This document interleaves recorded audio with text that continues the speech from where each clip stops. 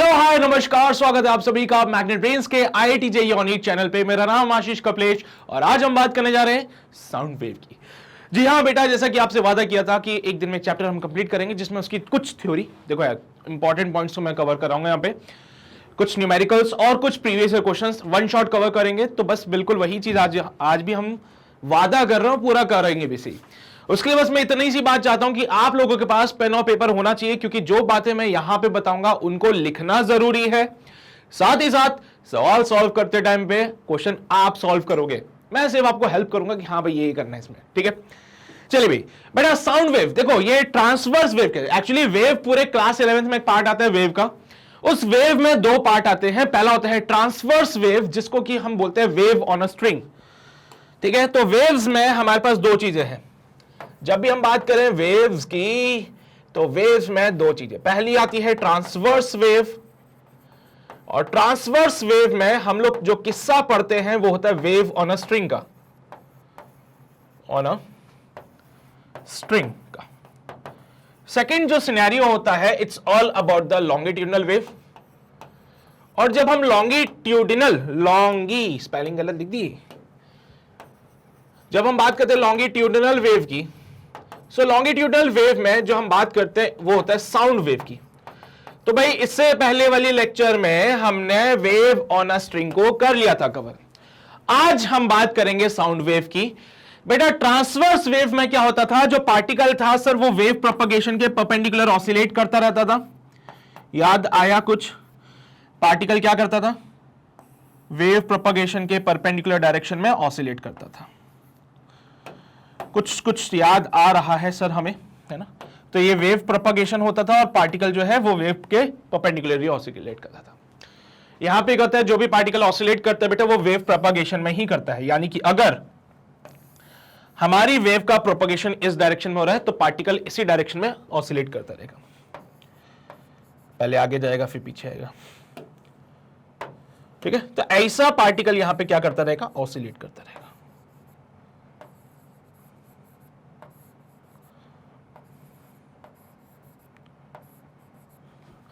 ऐसा पार्टिकल क्या करता रहेगा? यहां पे ऑसिलेट करता रहेगा, ठीक है। यहां पे परपेंडिकुलर ऑसिलेशन की वजह से बेटा यहां पे क्रेस्ट और ट्रूफ बनता है, या तो पता है नहीं आपको। ऐसे यहां पे कंप्रेशन और रेफ्रैक्शन बनता है। बेटा कंप्रेशन कब होता है? ऑसिलेट करते करते, मान लो ये वाले दो पार्टिकल, ये पहला पार्टिकल ये दूसरा पार्टिकल, ऑसिलेट करते करते ये पार्टिकल पास में आ गए। जैसे ये पार्टिकल पास में आएंगे तो हो जाता है कंप्रेशन।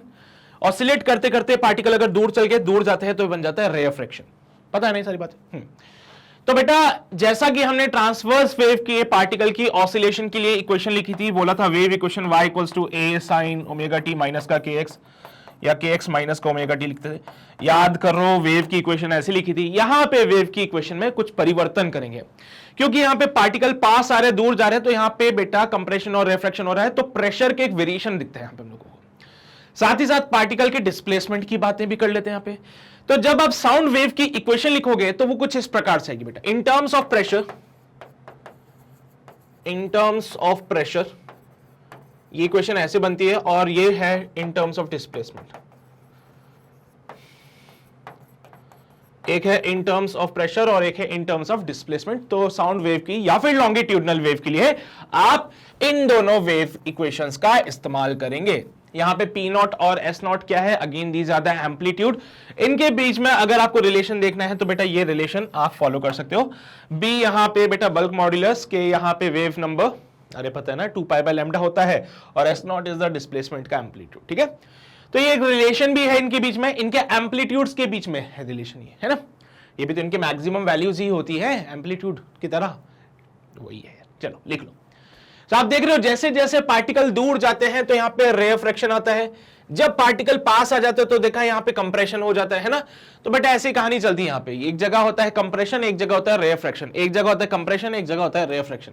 अब यहां पे ठीक है, ऐसे आगे की तरफ प्रोपोगेट होता रहता है और ऐसे ऐसे ऑसिलेट करते करते ये आगे की तरफ प्रोपोगेट करते हैं, ठीक है बेटा, ध्यान रहेगी बातें। तो हमारे लिए जो इंपॉर्टेंट है यहां पे वो है इनकी इक्वेशंस। ये इक्वेशन काम की है, ये रिलेशन काम का है, इसमें से बस यही पार्ट आएगा।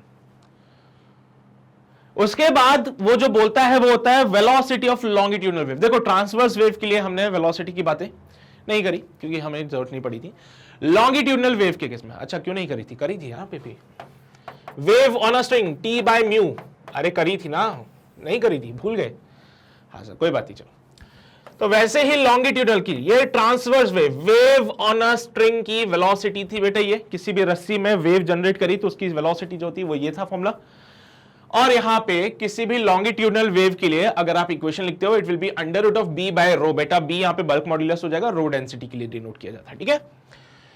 अगर किसी लिक्विड में साउंड का वेव निकालना है तो आप इस फॉर्मूले से निकालिए, अगर गैसेस में साउंड का स्पीड निकालना है तो इस तरीके से निकालिए, सॉलिड में अगर आपको साउंड का स्पीड निकालना है तो y अपॉन रो कर लेना, y बेटा यंग्स मॉड्यूलस को डिनोट करता है, ठीक है। तो ये कुछ चंद रिलेशन है, सॉलिड में रिलेशन ये आएगा, गैस में या लिक्विड में ये आ जाएगा, गैस के लिए हम ये वाले को प्रेफर करते हैं क्योंकि साउंड जब ट्रैवल करता है तो एयर में से होके जाता है, जो कि गैस वाला सिनेरियो हो जाता है, तो हम गैसेस को ही कंसीडर कर रहे हैं।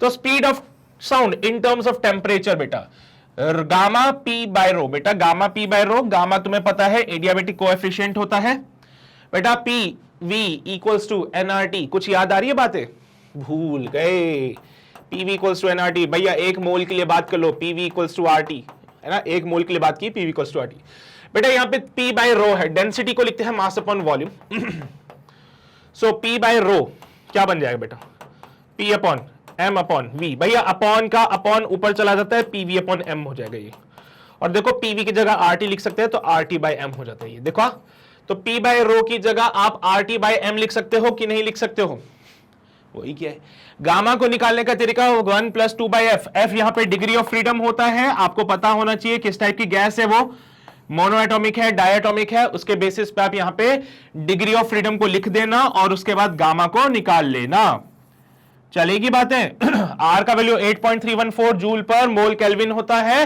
टी यहां पे टेम्परेचर लेंगे जो कि केल्विन में होता है, एम यहां पे मोलर मास होता है जो कि केजी में लिया जाएगा, बस ये आपको रिलेशन याद करना है। लॉन्गिट्यूडनल वेव की वेलोसिटी है, साउंड वेव की velocity in terms of temperature, बेटा सबसे ज्यादा प्रायोरिटी जो मिलेगी वो टेम्परेचर को मिलेगी, ठीक है। अगर कोई पूछे कि भाई प्रेशर भी चेंज हो रहा है, टेम्परेचर भी चेंज हो रहा है, तो वेलोसिटी ऑफ साउंड किस पे डिपेंड करता है, तो प्रायोरिटी देनी है टेम्परेचर को, प्रेशर को वेरी मत करवा देना क्योंकि वहां पे डेंसिटी का भी वेरिएशन होता है फिर, इसलिए टेम्परेचर के वेरिएशन के साथ खेलना, जो भी खेलना होगा आपको, ठीक है। लिख लो इसको भाई, लिख लो लिख लीजिए इसको, हो गया। इसके अलावा यहां पे एयर कॉलम में जो वाइब्रेशंस होता है उसके बारे में बात करते हैं, तो इसमें सबसे पहले आता है बेटा close pipe, it is your closed organ pipe, सबसे पहली जो बातें आती है it's all about the closed organ pipe, और एक होती है ओपन ऑर्गन पाइप।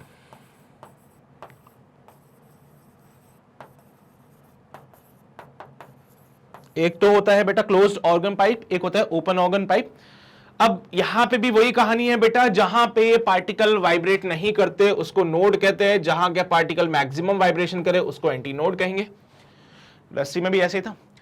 तो बेटा सबसे पहली बात, एक नोड और एंटी नोड के बीच में जो सेपरेशन होता है वो λ/4 का होता है, ये बात तो आप भी जानते हो, मैं भी जानता हूं।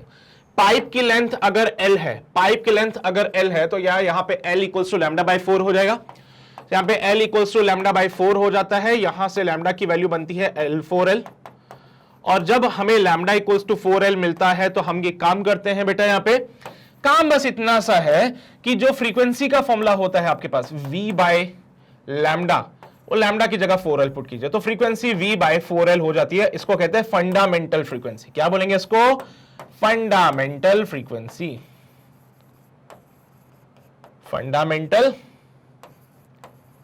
फ्रीक्वेंसी। और साथ ही साथ मेरे बच्चे यहां पे फ्रीक्वेंसी को हम F से डिनोट कर देते हैं ताकि आगे कंफ्यूजन हो।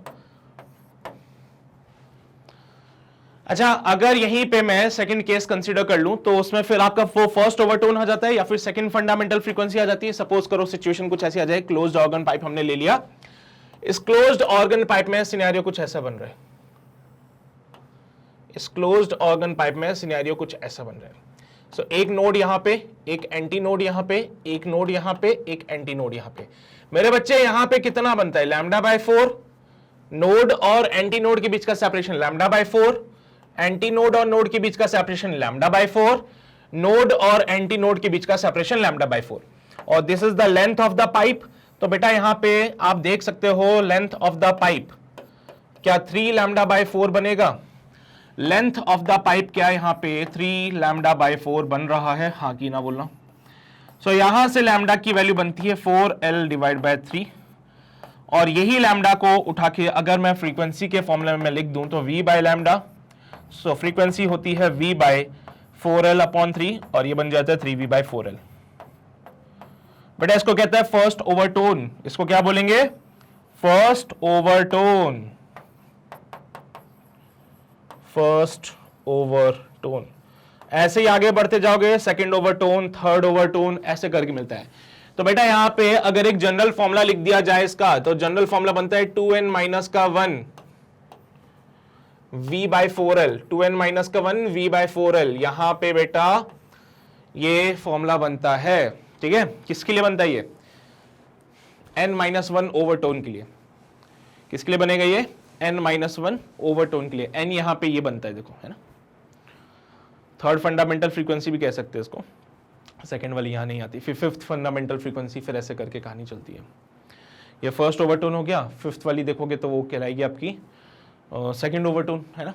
फिर ऐसे करके कहानी बढ़ती चलती है। अच्छा, इससे अगली वाली फ्रीक्वेंसी क्या बनेगी? इससे अगली फ्रीक्वेंसी बनती है 5V by 4L। 5V by 4L can be written as second overtone, second overtone, ठीक है? सेकंड ओवरटोन समझ हो ना बेटा? ये फर्स्ट ओवरटोन, सेकंड ओवरटोन, फिर अगली फ्रीक्वेंसी बनेगी यहाँ पे 7V by 4L, it's your third overtone. अगली फ्रीक्वेंसी बनेगी बेटा 9V bye 4L, fourth overtone, है ना? फिर ऐसे करके कहानी चलती रहती है बेटा यहाँ पे। तो बात समझ आ रही होगी आप लोगों को, ठीक है? तो n की जगह पे आपको देखो क्या पुट करना है, यहाँ पे 6 पुट करना है, तो 3 पुट करना है n की जगह पे। तो यहाँ पे आपको ये कब मिलेगा? जब n की जगह आप 3 पुट करोगे। ये कब मिलेगा? जब आप n की जगह 4 पुट करोगे। ये कब मिलेगा? जब आप n की जगह 5 पुट करोगे। तो बस ये n की वैल्यूज पुट करते जाइए, रेस्पेक्टिवली आपको ओवरटोन्स मिलते चलेंगे यहाँ पे, ठीक है? रेस्पेक्टिवली ओवरटोन्स आपको मिलते चलेंगे।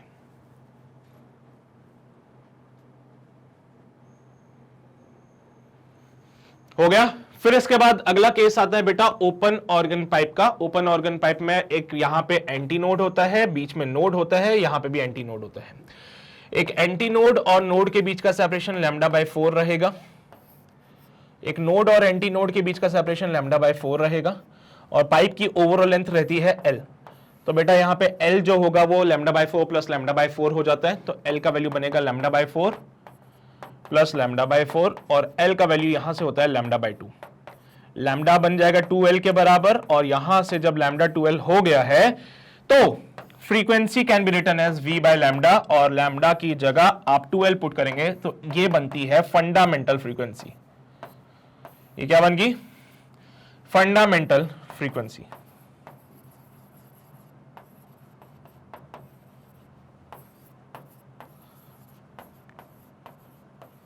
ये है हमारे पास फंडामेंटल फ्रीक्वेंसी। लेकिन किस केस में? ओपन ऑर्गन पाइप में ये fundamental frequency, close organ pipe में।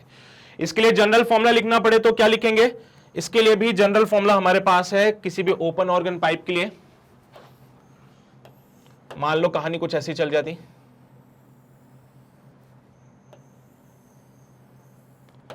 तो यहां पे यहां पे यहां पे यहां पे यहां पे anti node, node, anti node, node, anti node, lambda by 4, lambda by 4, lambda by 4, lambda 4। कितने हो गए? 1 2 3 4।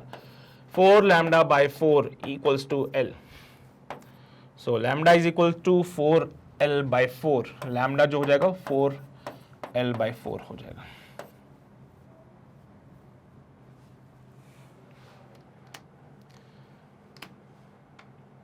Lambda by 4, lambda by 4।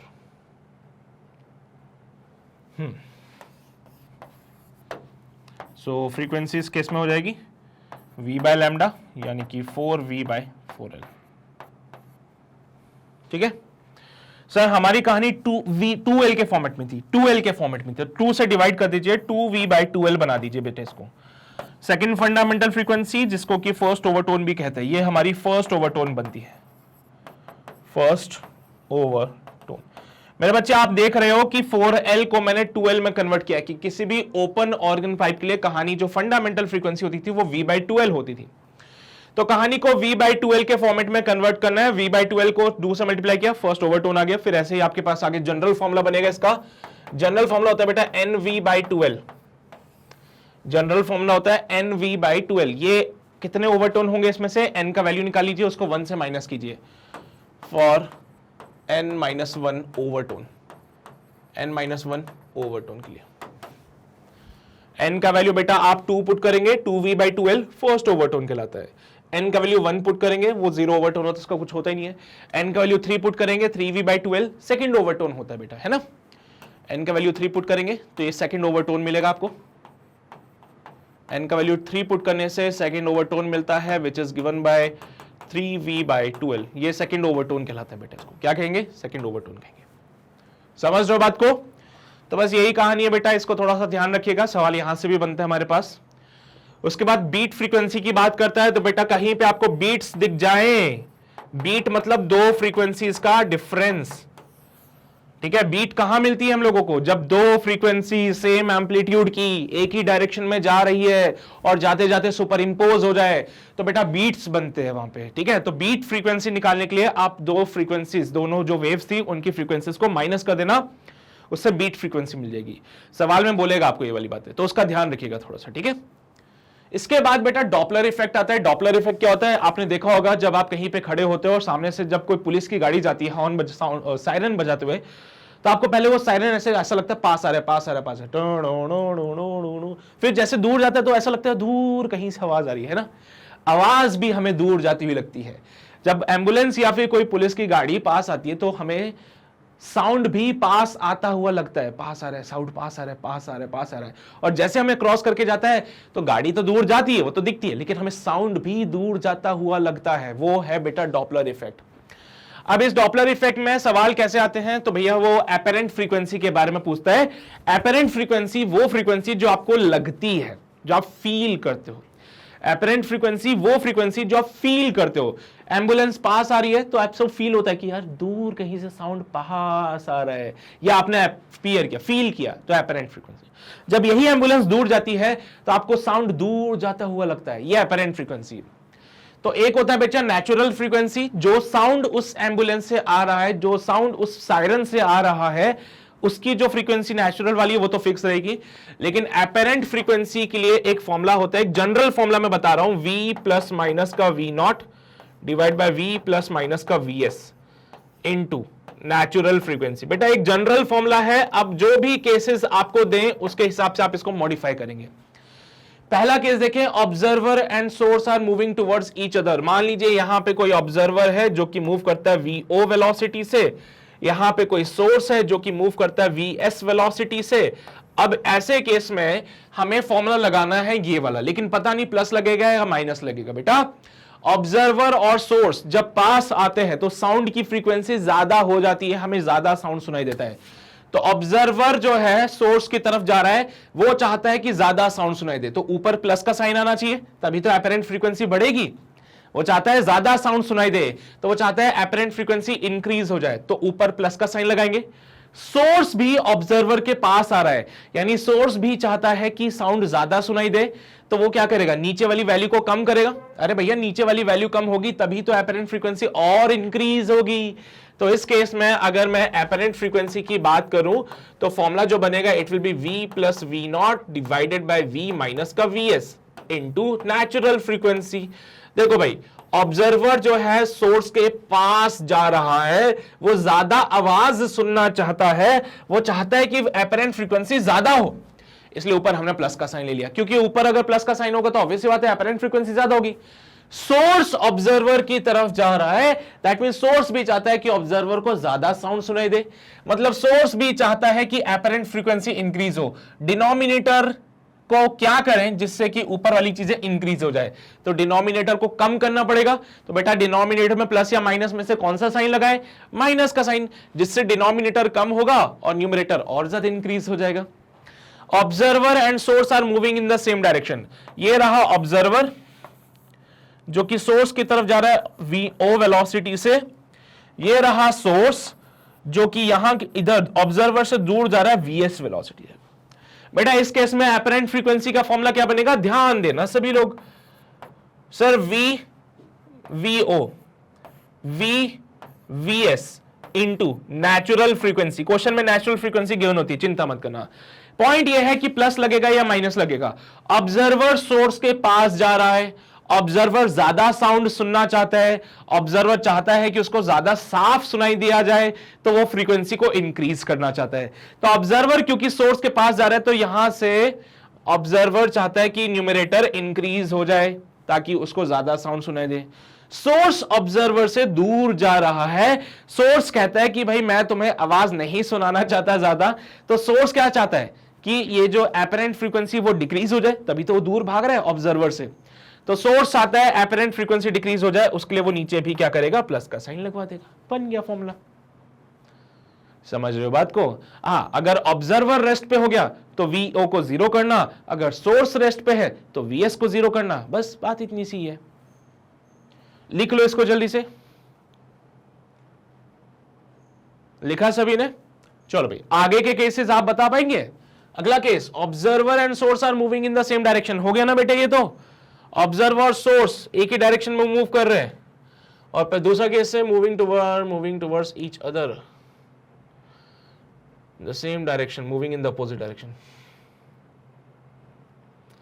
चलो भाई, सेम डायरेक्शन में कैसे करें? चलो भाई, यहां पे रखते हैं ऑब्जर्वर को, ऑब्जर्वर इधर मूव कर रहा है, यहां पे रखते हैं सोर्स को, और सोर्स भी ऑब्जर्वर की तरफ मूव कर रहा है। अब कहानी में ट्विस्ट आ जाएगा फिर से, अब कहानी में फिर से ट्विस्ट आ जाएगा भाई। ऐसे केस में एपरेंट फ्रीक्वेंसी का जो फॉर्मूला बनता है, it is V not upon VS। Now the point is कि प्लस का साइन लगाए या माइनस का साइन लगाए। सो मेरे बच्चे, ऐसे केस को जब हम देखते हैं तो ऑब्जर्वर सोर्स से दूर भाग रहा है। ऑब्जर्वर चाहता है कि भैया मेरे को सोर्स के पास नहीं रुकना, तो वो चाहता है कि उसको कम आवाज सुनाई दे, तो वो चाहता है कि एपरेंट फ्रीक्वेंसी कम हो जाए, तो उसने ऊपर जो है वैल्यू को कम कर दिया। सोर्स ऑब्जर्वर के पास जा रहा है, सोर्स बोलता है नहीं मैं तो तुम्हें आवाज सुनाऊंगा, तो भैया सोर्स क्या चाहता है, एपरेंट फ्रीक्वेंसी इंक्रीज हो जाए, तो वो सोर्स नीचे भी माइनस का साइन लगाता है। इससे क्या होगा, डिनोमिनेटर डिक्रीज होगा, न्यूमरेटर इंक्रीज होगा, इनवर्सली वाला रिलेशन है। तो इस केस में ये फॉर्मूला बनता है। पहले वाले केस में ये फॉर्मूला बन रहा था, है ना, डायरेक्शन के ऊपर, देखो पूरी कहानी डायरेक्शन पे, और इस वाले केस में ये फॉर्मूला बन गया। अगले देखो, observer and source moving in the opposite direction. मान लो ये रहा ऑब्जर्वर, यहां पे है सोर्स, सोर्स इधर जा रहा है VS वेलोसिटी से, ऑब्जर्वर इधर जा रहा है VO वेलोसिटी से। ऐसे केस में बताइए, पहले तो एक दूसरे की तरफ जा रहे थे तो ये फॉर्मूला, ये वाला फॉर्मूला बन रहा था। जब वो एक दूसरे की तरफ जा रहे थे तो ये फॉर्मूला बना था। जब ये दोनों एक दूसरे से दूर जाएंगे तो फिर एपरेंट फ्रीक्वेंसी का फॉर्मूला बनता है V not divide by VS। Plus का साइन लगाएं या माइनस का साइन लगाएं। ऑब्जर्वर सोर्स से दूर जा रहा है, वो नहीं चाहता कि एपरेंट फ्रीक्वेंसी ज्यादा हो, उसको कम आवाज सुननी है, माइनस का साइन। सोर्स ऑब्जर्वर से दूर चाहता है, वो चाहता है कि जो एपरेंट फ्रीक्वेंसी है वो डिक्रीज हो जाए। सोर्स भी ऑब्जर्वर से दूर जा रहा है, तो वो नीचे वाली वैल्यू को इंक्रीज कर देगा, डिनोमिनेटर इंक्रीज होगा तो न्यूमरेटर डिक्रीज हो जाएगा। तो इस केस में ये फॉर्मूला बन गया। अब अगर सोर्स रेस्ट पे है, अगर सोर्स हमारा रेस्ट पे होता है तो वेलोसिटी ऑफ सोर्स को जीरो कर देना। अगर ऑब्जर्वर हमारा रेस्ट पे है तो वेलोसिटी ऑफ ऑब्जर्वर को क्या कर देना, जीरो कर देना। कहानी बड़ी सिंपल सी है। उसके अलावा रिलेटिव के कुछ कॉन्सेप्ट लग जाते हैं कभी कभार, बट वो कभी कभार ही होता है, तो उसकी चिंता मत करो तुम लोग, ये इंपॉर्टेंट है, इसी को नोट करो। हो गया? किया सभी ने नोट? चलिए भाई, बहुत बढ़िया, ठीक है। तो इसके अलावा कुछ सवाल हैं, वो देख लेते हैं एक बार। जैसे कि एक पहला सवाल बोलते हैं हमसे, a closed organ pipe has a fundamental frequency of 1.5 kilohertz. The number of overtones that can be distinctly heard by a person with this organ pipe. कौन सा है? closed organ pipe है, कितने ओवरटोन सुनाई दे रहे हैं ये आपको बताना है। हाईएस्ट फ्रीक्वेंसी 20,000 हर्ट्ज की है। फंडामेंटल फ्रीक्वेंसी 1.5 किलोहर्ट्ज यानी 1500 हर्ट्ज है बेटा। फंडामेंटल फ्रीक्वेंसी 1.5 किलोहर्ट्ज है, चाहो तो इसको 1500 हर्ट्ज भी लिख सकते हो आप लोग, ठीक है। जो मैक्सिमम फ्रीक्वेंसी हम सुन रहे हैं वो है 20,000 हर्ट्ज। उसके बाद नंबर ऑफ ओवरटोन बताने। तो बेटा ये कैसी पाइप है? ये है क्लोज्ड ऑर्गन पाइप। और किसी भी क्लोज्ड ऑर्गन पाइप के लिए जो जनरल फॉर्मूला था, याद है आपको कुछ? किसी भी क्लोज्ड ऑर्गन पाइप के लिए जो जनरल फॉर्मूला था वो क्या था? 2n - 1 V/4L, याद आया कुछ? सो F dash will be 2n minus का 1 into F. Let's solve it again. F dash की जगह 20,000 पुट करूंगा मैं, इक्वल्स टू 2n माइनस का 1 इंटू 1500. 2 0 से 2 0 मर जाएंगे. 5 3 15, 5 4 20 और यहां पे 0. So 40 divided by 3 equals to 2n minus का 1, ये माइनस का 1 इधर जाएगा, तो 40 डिवाइडेड बाय 3 प्लस का 1 equals to 2n. It will be 43 divide by 3 into 2 equals to n. n का वैल्यू बनता है 43 डिवाइड बाय 6 और 6 7 42 होते हैं ना. तो अप्रोक्सीमेटली ये बेटा ये बनेगा 7. अप्रोक्सीमेटली क्या बनेगा? वो 7 बनेगा बेटा. 7 जो होता है वो नंबर ऑफ ओवरटोन्स नहीं होते. आपको याद है ना? आपको याद है ना? 7 is not the number of overtone. तो नंबर ऑफ ओवरटोन अगर मुझे चाहिए, नंबर ऑफ ओवरटोन अगर मैं चाहता हूं तो it should be n-1. Number of overtone अगर मुझे चाहिए so it will be your n-1, 7 minus का 1, आंसर विल बी 6. तो 6 is the number of overtones जो कि मुझे थर्ड ऑप्शन में मिलता है. क्या ये बात आपको क्लियर रहेगी? सभी को देख लीजिए एक बार, फिर आगे बढ़ते हैं. लिखा सभी ने? बड़े अगले सवाल की ओर. अगला सवाल बोलता है अ train move towards a stationary observer with a speed of 34 meter per second. The train sound a whistle and its frequency registered by the observer is f1. If the speed of the train is reduced to 17 meter per second, the frequency registered is f2. If the sound speed is 340 meter per second, then the ratio of f1 and f2. भैया train यहाँ पे source का काम कर रहा है, यहां पे एक ऑब्जर्वर खड़ा है, स्टेशनरी ऑब्जर्वर बोले हैं भैया. तो ऑब्जर्वर तो हो गया रेस्ट पे. पहले ट्रेन जो है वो ऑब्जर्वर की तरफ आ रही थी 34 मीटर पर सेकेंड से. ऐसे केस में एपरेंट फ्रीक्वेंसी f1 थी and it is equal to v, याद करो, v0 divide by v vs into natural frequency. मेरे बच्चे ऑब्जर्वर रेस्ट पे था तो ऑब्जर्वर की वेलोसिटी तो हो जाएगी 0. तो यहां पे तो ऑब्जर्वर की कहानी खत्म होगी. सोर्स ऑब्जर्वर की तरफ आ रहा है. सोर्स चाहता है कि ऑब्जर्वर को ज्यादा साउंड सुनाई दे. तो अगर सोर्स ये चाहता है कि ऑब्जर्वर को ज्यादा साउंड सुनाई दे तो वो चाहता है एपरेंट फ्रीक्वेंसी ज्यादा हो, उसके लिए वो नीचे माइनस का साइन लगाएगा. सो f1 बनेगा v divide by v minus का vs इंटू f. डब्बे में बंद करो, पहली इक्वेशन मार्क करो. अब ट्रेन की स्पीड को रिड्यूस कर दिया और अब यही ट्रेन जो है हमारे पास वो मूव कर रही है 17 मीटर पर सेकेंड से और आज भी ऑब्जर्वर हमारा रेस्ट पे ही है.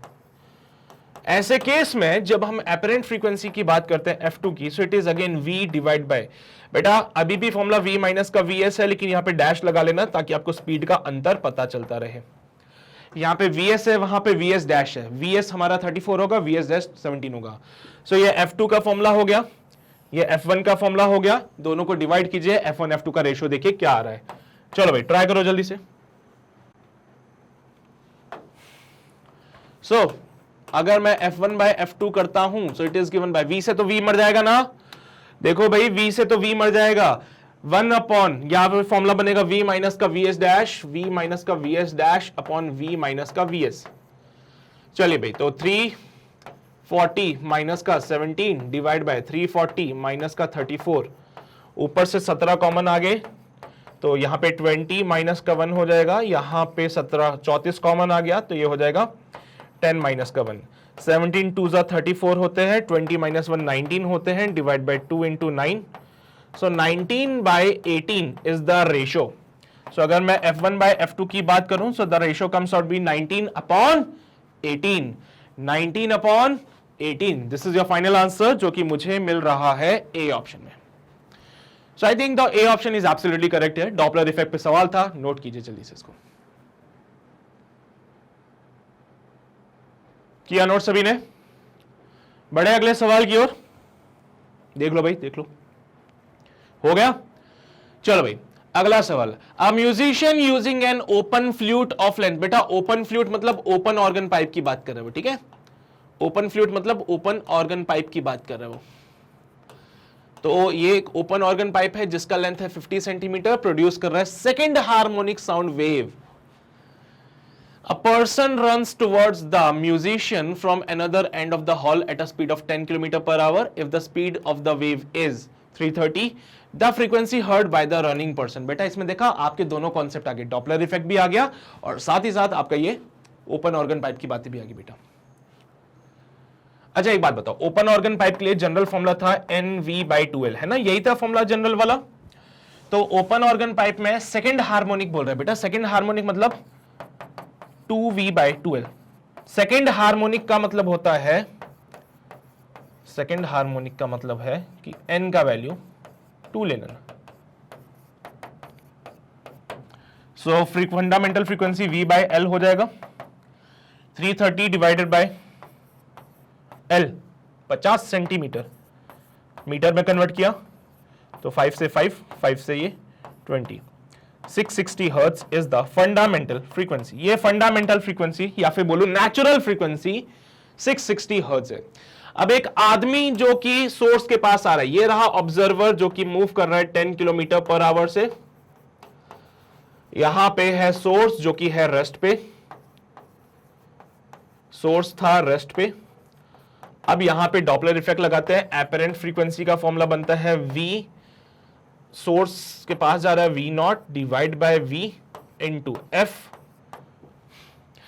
V क्या है 330, V0 क्या है 10 किलोमीटर पर आवर, V0 हमारे पास है 10 किलोमीटर पर आवर। क्या मैं इसको मीटर पर सेकंड में कन्वर्ट करूं, so 10 into 5/18, so 2 5 10, 2 9 18 and it will be 25/9 metre per second.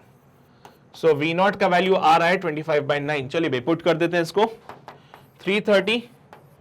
अच्छा एक काम करें, इसको भी कैंसिल आउट कर देते हैं, 25/9 इसको भी सिंप्लीफाई करते हैं, सो इट विल बी 9 2 18, 9 से 27, 9 2 18 ही करना पड़ेगा, 8 9 10 11 12 13 14 15 7 आ गया, 9 9 81, 9 8 72, 9 6 54, 9 7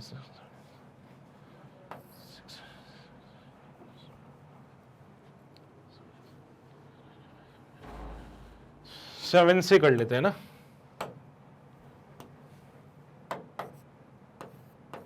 तो 2.77 बन रहा है, तो प्लस का 2.8 कर लेता हूं इसको और अपॉन में 330 मल्टीप्लाई बाय 660। बेटा मक्कारी की है थोड़ी सी, 2.77 था 2.8 लिख दिया मैंने, कोई बात नहीं चलेगा भाई, 250/9 करना, 2.77 करके वैल्यू बनती है, मैंने 2.8 ले लिया। देखो जरा 330 को 2 से मार दिया जाए तो यहां पे कहानी बन जाती है ऐसी, और 350 कितना बनेगा ये 332.8 इंटू 2, तो it will be your apparent frequency 332.8 into 2। Solve किया, 8 2 16, 2 2 4, एक 5 हो जाता है, 3 2 6, 3 2 6 डॉट लगाना, 665.6। बेटा सॉल्व किया, approximately 666 hertz is the right answer. So आदमी को जो फ्रीक्वेंसी सुनाई देगी it will be of 666 hertz, जो कि मुझे बी ऑप्शन में मिलता है, and yes this is the final answer we have. समझ आ रही है बात आप लोगों को? कोई समस्या तो नहीं चल रही, कोई परेशानी तो नहीं चल रही? नोट कीजिए इसको जल्दी से, फिर आगे बढ़ते हैं। किया नोट सभी ने? हो गया, ये भी नोट कर लो, ये भी हो गया। चलो भाई आगे बढ़ते हैं, अगला सवाल। देयर आर 26 ट्यूनिंग फॉक्स, है ना बेटा, 26 ट्यूनिंग फॉक है हमारे पास, जो कि अरेंज कर रखे डिक्रीजिंग ऑर्डर में। डिक्रीजिंग ऑर्डर मतलब अगर इसकी फ्रीक्वेंसी ज्यादा है तो अगले वाली की फ्रीक्वेंसी कम होगी, उससे अगले वाले की और कम, उससे अगले वाले की और कम, ठीक है। चलिए भाई, each tuning fork gives 3 beats with the next. बेटा ये समझ गए, बीट का मतलब फ्रीक्वेंसी का डिफरेंस, पहले वाले का फ्रीक्वेंसी अगर f है तो अगले वाले की फ्रीक्वेंसी, देखो डिक्रीजिंग ऑर्डर बोला है तो पहले की फ्रीक्वेंसी ज्यादा, उसके बाद वाले में फ्रीक्वेंसी कम, फिर से कम, फिर से कम, और बीट कितने हैं तो it will B f minus का 3, इसके अगले वाला f माइनस का 6, इससे अगले वाला f माइनस का 9, इससे अगले वाला f माइनस का 12। कहानी समझ रहे हो? दो फ्रीक्वेंसीज का डिफरेंस देखो तो कितना आ रहा है, इन दोनों फ्रीक्वेंसी का डिफरेंस देखो तो कितना आ रहा है, क्या वो 3 मिल रहा है आप लोगों को? इन दोनों फ्रीक्वेंसीज का डिफरेंस देखो तो क्या 3 मिल रहा है आप लोगों को? इन दोनों फ्रीक्वेंसीज का डिफरेंस देखो तो क्या 3 मिल रहा है क्या आपको? माइनस का 3 मिल रहा होगा, एंड माइनस का 3 यही शो करता है कि भैया बाद वाली फ्रीक्वेंसी कम है, बाद वाली फ्रीक्वेंसी कम है। हम भी तो ये चाहते हैं, arrange in the decreasing order, भैया पहले ज्यादा उसके बाद कम फिर कम फिर कम फिर कम। तो यहां पे बीट फ्रीक्वेंसी आप समझ रहे हो बेटा, 3 बीट्स का मतलब क्या हुआ, दोनों की फ्रीक्वेंसी डिफरेंस 3 होना चाहिए, दोनों का फ्रीक्वेंसी डिफरेंस 3 होना चाहिए, दोनों का फ्रीक्वेंसी डिफरेंस 3 होना चाहिए, दोनों का फ्रीक्वेंसी डिफरेंस 3 होना चाहिए। कहानी ऐसे चलेगी बेटा, कहानी ऐसे चलेगी। अच्छा, साथ ही साथ बोला गया है ऐसे करके लास्ट में कितने हैं बेटा, यहां पे 26 ट्यूनिंग फॉक्स है बेटा। जरा इसको सिंप्लीफाई किया जाए और लास्ट वाली की फ्रीक्वेंसी को लिखा जाए तो क्या वो f माइनस का 75 होगी? सोच के बताना मुझे। सर पहली ट्यूनिंग फॉक, ये दूसरा ट्यूनिंग फॉक है ना, पहला ट्यूनिंग फॉक, दूसरा ट्यूनिंग फॉक, तीसरा ट्यूनिंग फॉक, चौथा ट्यूनिंग फॉक। इसको तो मैं f ही लिख दिया, लेकिन जब मैं इसको लिखने लगा तो f माइनस का 1 इंटू 3, इसको लिखने लगा तो f माइनस का 2 इंटू 3। अच्छा समझ गया, मैं समझ गया सर, मैं समझ गया, बिल्कुल समझ गया। f माइनस का 3 इंटू 3 है ना। तो पहला ट्यूनिंग फॉक फ्रीक्वेंसी f, दूसरा ट्यूनिंग, दूसरे वाले में 1 इंटू 3, तीसरे वाले में 2 इंटू 3, चौथे वाले में 3 इंटू 3, पांचवें वाले में 6 इंटू 3। तो ऐसे 26th वाले में 26th फॉक में क्या लिखेंगे मेरे बच्चे, 26th वाले में लिखेंगे f माइनस का 25 इंटू 3। क्या ये बात समझ नहीं है आप लोगों को? वैसे ही 18th वाले में लिखा जाएगा f माइनस का 17 इंटू 3। क्या बात है, समझ गए बात को? अब तो समझ गए ना बात को।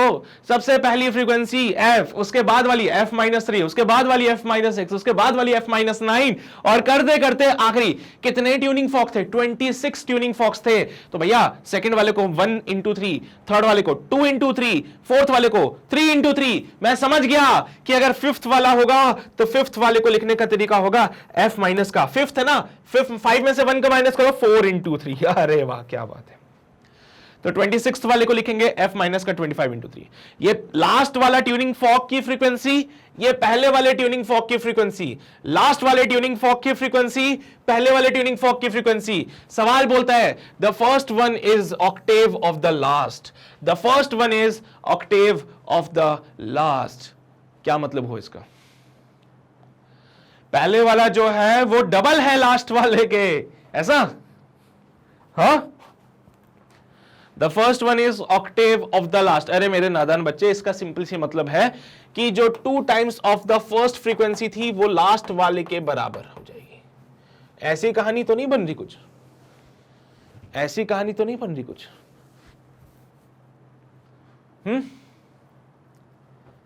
बोलो भाई।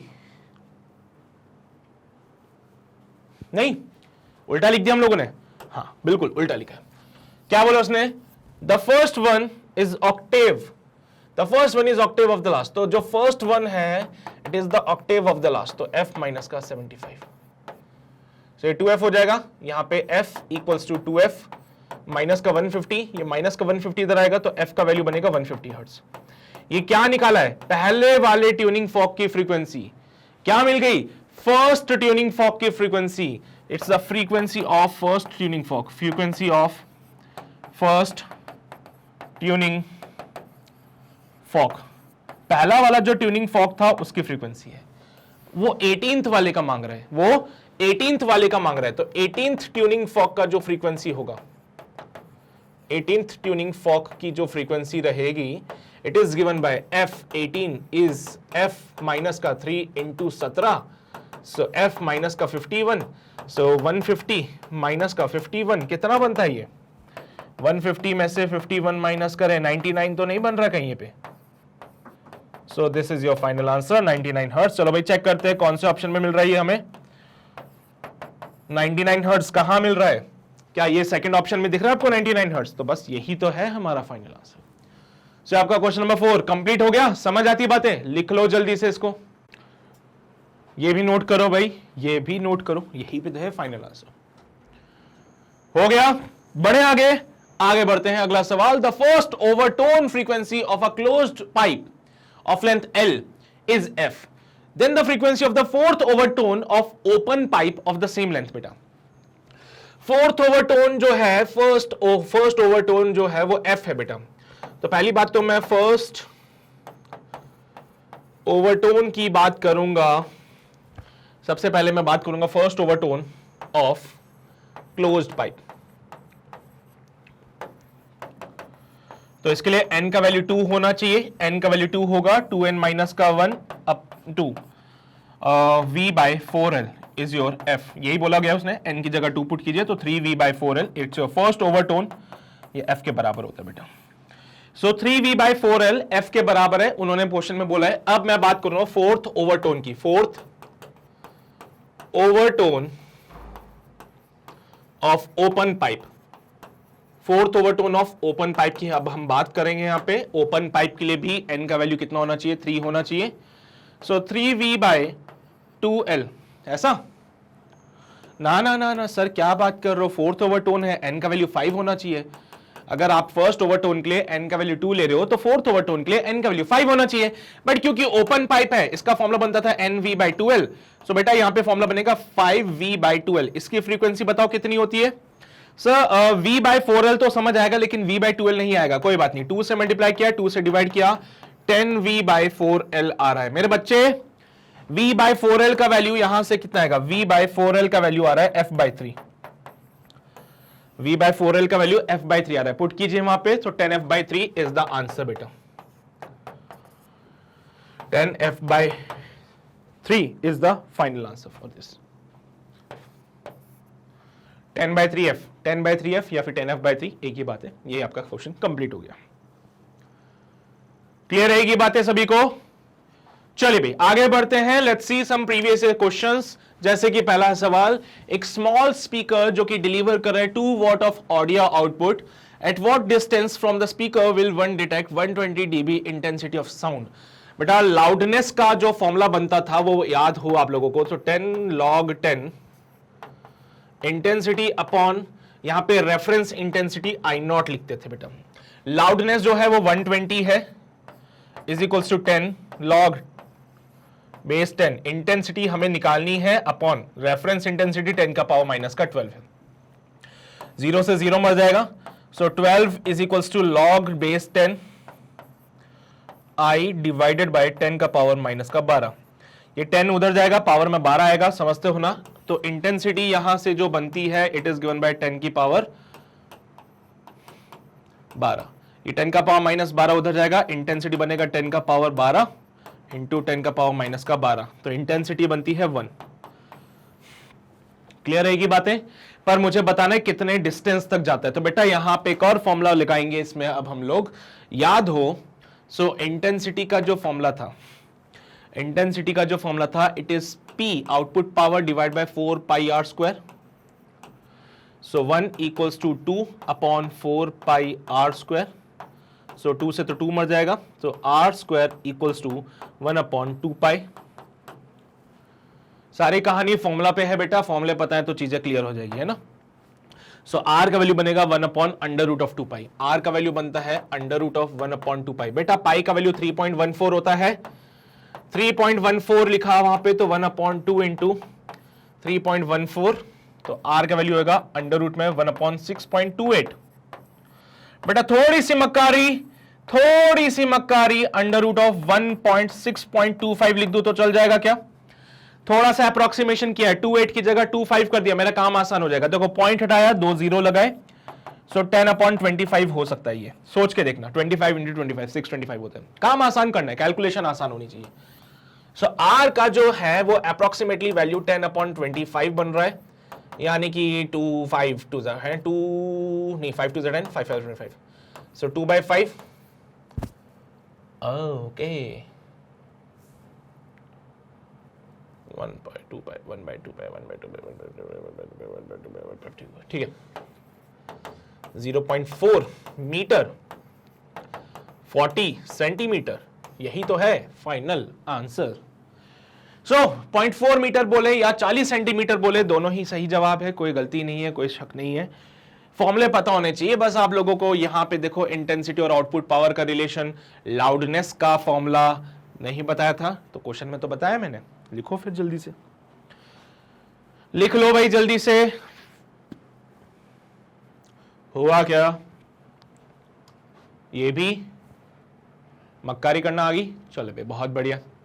अगला सवाल, दो सोर्सेज हैं जिनका साउंड S1 है S2 है। भैया दो सोर्स हैं S1 S2, साउंड प्रोड्यूस करते हैं सेम फ्रीक्वेंसी का 660 हर्ट्ज में।